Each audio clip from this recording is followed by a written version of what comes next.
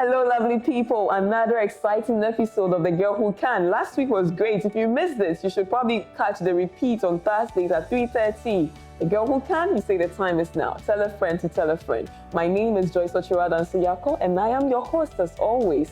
Today, we're talking about toxic bosses and how young women can climb the corporate ladder. We have an email that we want to read out, and I have an expert here who's going to introduce herself.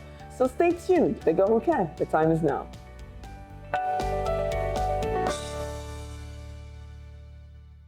The recent PwC report indicates that only 29.4% of women are in the board position in most corporates in the banking sector in Ghana. And when they get to the management level, the number even drops to 26% out of that 66 out of 244 women that were interviewed.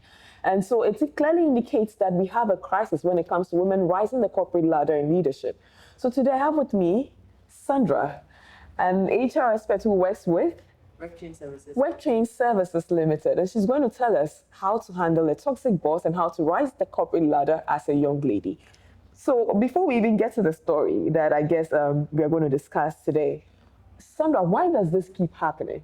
You know, there's so much toxicity in the corporate space that you expect that where you have almost everyone being civilized and going to school, emotional intelligence, you have training, you would expect people to behave well. But it's actually quite the reverse in some corporate spaces. That's very true. I have my share within a stipulated time of my career development. And I feel, or I believe, at this time, at my point in my career, I believe it's time, it has to do with personalities. Mm-hmm.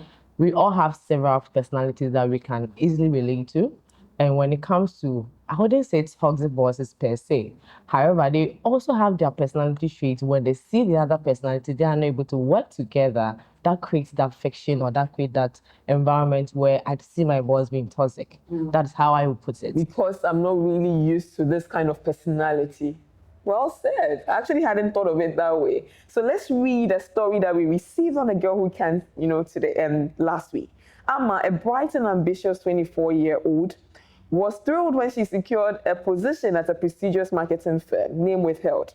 However, her excitement quickly faded when she began working under her new boss, Miss Reynolds, name used, not the right name, who was known for her toxic leadership style. Miss Reynolds was a high-profile figure within the company, but also had a reputation for micromanaging her team. She scrutinized every aspect of Amma's work, frequently demanding revisions and questioning her decisions, which left Amma feeling frustrated and undervalued. Miss Reynolds' favoritism towards certain team members further isolated Amma, who often felt ignored despite her hard work. The pressure became overwhelming as Miss Reynolds imposed unrealistic deadlines and provided little to no support or constructive feedback. The constant criticisms, erratic expectations began to take a toll on Amma's confidence and morale. She struggled to keep up with shifting demands and felt increasingly disconnected from her colleagues. Guys, there are lots of young ladies going through that who feel like I'm never good enough. And if you don't get it right in your corporate space, it can affect every aspect of your life. You go home, your parents don't understand what's happening, or if you are married, your partner is like, what's wrong? Because your confidence has been shattered. It's even affecting you. You don't think you're good enough, so you're making more mistakes, and it's actually confirming what your boss is saying. What can Amma do at this point? Okay. Just to give a brief of what I experienced when developing so you've gone through that? I have. I thought you were too innocent for someone to offend you. I have my share of that. Tell me what happened. I'm curious. I was also got an opportunity to work in a prestigious institution like that, around the same age as Amma, name withheld as well. So yeah, this environment was new to me and didn't know the expectations. I went with an open mind that, okay, whatever that is I'm going to meet, I'm going to embrace it. So I went in first 3 months, I realized that I was not performing. Here's the case. I noticed I was not performing because I was called to the head office to find out. And that's why I got to know different types of leaders, because my boss, who was at the head office, had the opportunity to sit down with you, ask you, what are your challenges, how can we help, and all that. But my direct boss, who I work in the same branch, was a different thing altogether. She just they reported you straight up. Wow. So they have access to your target, your sales target and all that. So once you're not able to meet it, they see it. Then I made a decision. Sometimes it's about you, the individual, able to have the growth mindset. I believe now I realize I had a growth mindset back then, so it helped me some of the areas that I couldn't adjust to. So knowing how my boss was picking on things that I felt was not necessary, and also realizing that I was not performing, I decided to pick up my back the game that okay, then I'll do my work very well. That she doesn't get anything to say about it. That's too perfect to think of, right?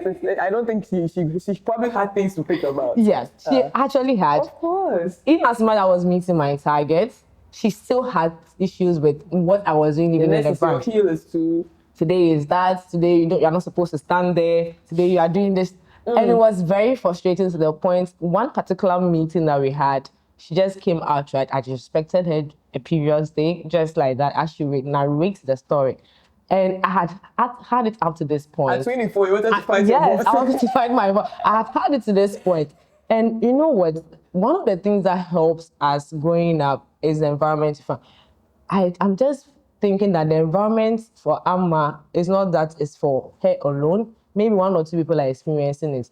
But she can also confide in any other of the colleagues that are around. Okay. Because that was one of the things that helped me. I had an indirect boss who also reported to her. But he also found a way to help me adjust in the environment. There were other female colleagues of mine. And to be honest, in the branch, I was the youngest. My role was the least of it. So the least she would talk about, know your place, you are the youngest, you are that. Wow. Those statements. That's direct. That is very direct. Offended her. That is very direct. Wow. So I understand what Amma is going through, but on the other side, can we flip it and see how the environment is for Amma with the other colleagues? How is she able to open up with the other colleagues and find ways to help her with those criticisms that the boss is making? Find a way to solve it. If it's going to the extreme, I believe it's better to quit because well-being. This economy, you see, that's the issue. Quite, like you are in a place, you know that you are dying. They are holding your throat. It's just that every day you're going through it. But if you quit, should there be a plan? Okay. Towards quitting? Yeah, there should be a plan towards quitting. My plan towards quitting, I would say at that time I didn't know my purpose in terms of the career channel I wanted to be. So I would say she was a catalyst to where I am now. Wow. Yes. How did she do that? What enzyme was she? Yeah? Yeah, I would say she was a catalyst to what I am now because I was able to find how I was able to relate to people, wanting to find solutions to problems, even through my sales that I was doing, how I connected to people. Then I was like, okay, then let me find a career path in this area. Then I started schooling. Okay. So there was an exit plan. Transitioned to school. I transitioned to school while I was working. Okay. And even with the school, she had an issue with it. So you could imagine, like, she was just ready to be on you. However, there should be a plan for the exit. If you want to exit, don't just decide, okay, I'm going now, unless it's a dying hard situation where it's just draining you mentally, physically, and you know that this is so not good an environment for me to be. And then second, like I said, how much you have a colleague or someone else that she can confide at the workplace, and then also find a way around to do her job as expected. In as much, yes, you'll find a way to pick on it, but ensuring that these things that I'm doing is actually what she's expecting. There's something I recall what the work to be done. I have a way that the work has to be done for me. You, according to you, don't know how I want the work to be done. So knowing how I want the work to be done will help you to be able to resolve some of the issues. I like the work to be done, but so I've also been in that situation, but of course it wasn't that bad because I'm naturally funny, I think, but people don't know that. I don't look it, guys, so I'm funny. You should be my friend. You enjoy my company. So I have a way of like playing around with these things. But for mine, it wasn't a female boss, it was a male boss.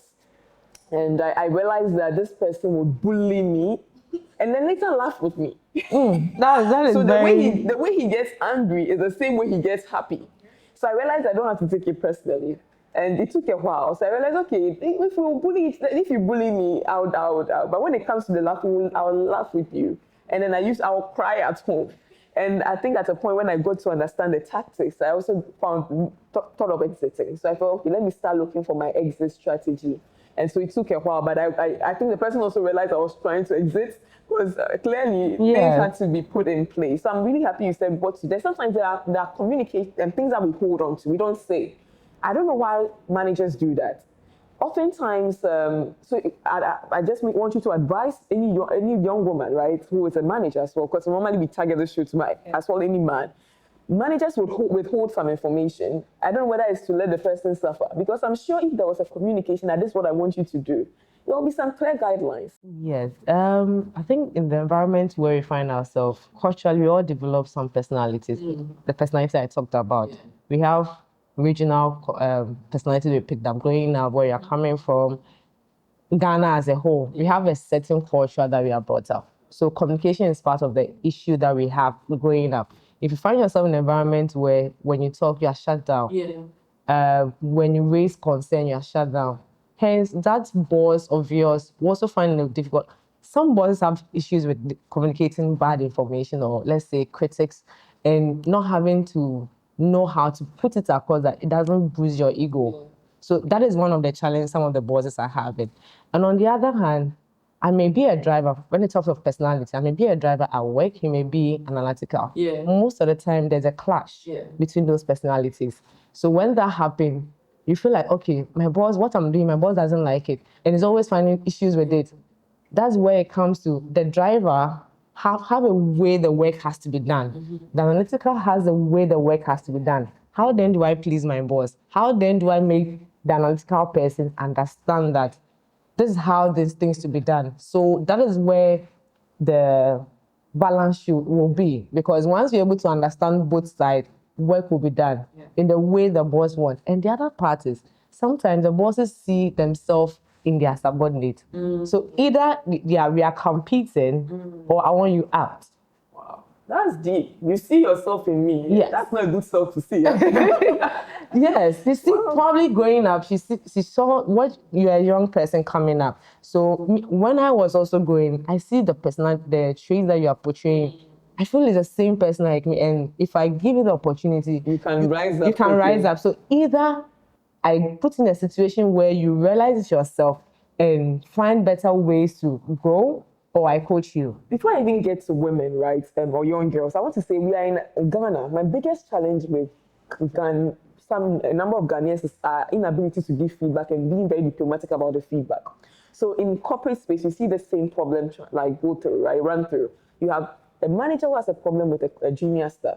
And in meetings or during feedback session, you have to say, so even weekly meetings, you're like, oh, I think you should do well improving this and that. But we would still beat around the bush and never say the problem. And then in the end, the person is not changing. Because if you tell somebody that, I don't think the way you talk is good, you've not said anything. How does the person talk? Are there any examples you can cite? And so sometimes we give very blanket feedback and then we expect people to change miraculously in 24 hours. And that's also impacting the corporate space. Now, talking about women, young women. So there's this whole saying about women bosses not being really the best. And I do not know why that is the case. Because I'm a woman, I want that narrative to change. I've been mentored by very great women. All my bosses I've had who were women were excellent. And there are people who have their flaws, but it doesn't change the fact that they've been good bosses and they've not really been like people who want to screw me over, for lack of a better way. How do women or young girls growing up in the corporate space, I'm also growing in the corporate space, you are, how do we tend not to become the kind of women that have been antagonized, women bosses who do not give people room? It's like, what can we do right? And what is that really a problem? It all boils down to the communication bit I talked about and our individual personalities.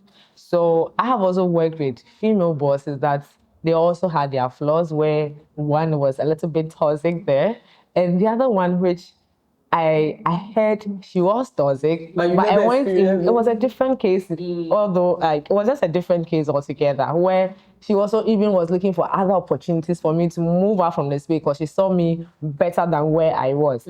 So it has to come back to communication, how to be able to give feedback. We call something the sandwich feedback. And giving the sandwich feedback, you have to give examples, like you talked about earlier. Make reference to what the person did, and also make reference to something the person did that was good. make adjustments in between the two and relate it like, okay, you know how you did this, see how it came out. This that you didn't do well, this is how I saw it. If it could have been done this way, I believe we'd have gotten the expected result. So you give specific, you give examples, scenarios, so that the person gets, okay, this is where I am faulting. I think if I did it this way, it would have been better. Subjectively and objectively look at the feedback we're actually giving, not just giving a vague feedback. Sandwich feedback, guys. So if you go back to work on Monday, sandwich feedback. Now, Amma's story, there's something about favoritism and colleagues. And I always think that in a group, you have colleagues who are being favored and they're enjoying it. They know the boss is toxic, but because the boss's toxicity has not affected them, they are silent. And I always say they're the silent killers. How do you ensure you don't become that kind of person? If you see the boss likes you and another person is suffering as a result of that, what do you do? Do you remain silent and enjoy the promotion and all that and keep getting, or you speak up? Because silence is, if you are silent in that situation, it's equivalent to being a bully, right? Yeah. I wouldn't say favoritism per se. Like I said, it all boils down to the personality. I could just see you and I'll just flow with you. Nothing at all, not related to work, but you have this vibe with this person that you can just easily flow. And you realize that if you see yourself being liked by your boss and being everybody in the branch that you are the favorite, then there's something that you are doing that the other or the opposite is not doing that is making your boss being picked on. So why don't you find out from your boss, okay, just get feedback from your boss. Okay, I've realized that, okay, I'm able to relate to you well. What are some of my key areas, my key strong areas that is helping me to be able to relate to you well and all that. Once you get that is if your boss is able to give you that specific feedback, you're able to also confide in the other person who you know very well that is being picked up on, and then find a conversation with the person and see maybe it's the person that is also not doing something right, or the boss is just trying to, like I said, see something in the person and want the person out, or want the person to grow the mindset has to grow such that the environment sometimes the corporate already puts more emotions in is work. The work has to be done. And if it's not done and the boss has a way of making the work done, you always be picked up. Wow. I mean, I like what you said about this work and we need to prioritize the work. So a young lady, there's also this research backing, like what I read about we not really rising up the ladder. Some people are saying is the pitch women use in meetings that sometimes we sound too like emotional. Other times some are saying that we are not much of risk takers. Of course, our maternity leave comes in. Now, a young girl watching, planning marriage or something, wondering, how do I rise the corporate ladder? Because, of course, you see a lot of women in the mid-level, but CCU seems to narrow down to more men than women. How do women rise the corporate ladder intentionally? It's not because I was given it because you want to give me affirmative action, like, oh, quota, 1% up there. Can I just get there? Because seriously, my goal is to be president one day. I don't know my chances, but Charlie, I have to. Our environment limits us. The environment, that narrative has to change, first of all, because growing up or back in the age, women don't get a certain level in life. That narrative has changed. I think gradually it is changing. On the other side, women has to push up. You have to be ready for How certain. should you push up? Okay, so learning, growing, taking on taxes that you feel like we are. To us, we feel like we are not ready You should be for. like when they give the job, I'm like, oh, I can do it. If you can't do it, don't. What do I go and learn quickly? Yes, you can take courses, you can take workshops, you can go attend workshops that will improve your skill set. It's a skill set that they are looking at because they realize that some of these skill sets women don't have it. For example, I can give you a clear scenario where one of my clients at Worktrain was looking to hire a woman. Okay, and she actually likes working with women. And funny enough, all the people that went in, he got a woman all right, but the person was above the budget. However, there was a male person, which the man technically just asked him, does women perform well in this role? And not to demean women, the guy gave an answer not to demean women, but was trying to point out how sometimes emotional women can be. The man didn't like that feedback. So he called me and I explained, from my understanding, this is what the guy was trying to explain. And you can see clearly, I'm equally in a such position where I yes, that's how come I asked the guy that question. I actually convinced the man to see the guy again and had a conversation with him, and then likely he got the role. So it's not that women are not given the opportunity. Women are actually equally given the opportunity. However, the readiness to take up the role. The readiness. We are not ready. Sandra, you think we are not ready? It's the readiness, because I can attest to the fact that me being a reg train, I went in as a junior person. 6 months after I was promoted. It shows how ready I am ready to pick up certain roles, be proactive, take initiatives to able to resolve or push how the directing the company is going.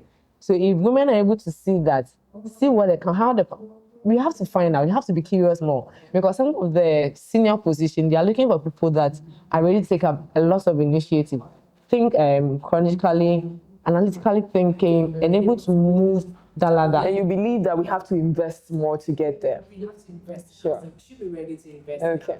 Okay. Well said. I would say that I believe that women are doing well, Yes. right? But we can do better, like you said. My contribution to what you said is that I think that people should give us more opportunities. I think in the my side, there are lots of opportunities being given to women. But realistically, if you look at the statistics, it's not really the same.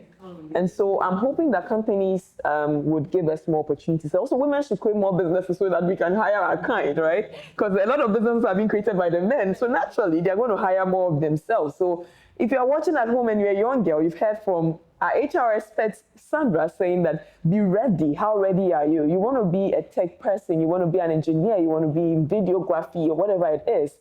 Have you invested the hours? Are you learning? Are you prepared for the next big step? If the promotion knocks at your door today, can you make that budget? Can you make that financial analysis and data analytics you are really eager for?